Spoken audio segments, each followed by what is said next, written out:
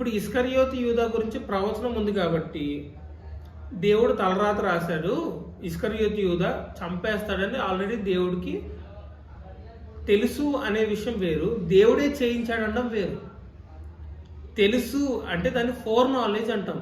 గుర్తుపెట్టుకోండి పదాన్ని, four knowledge.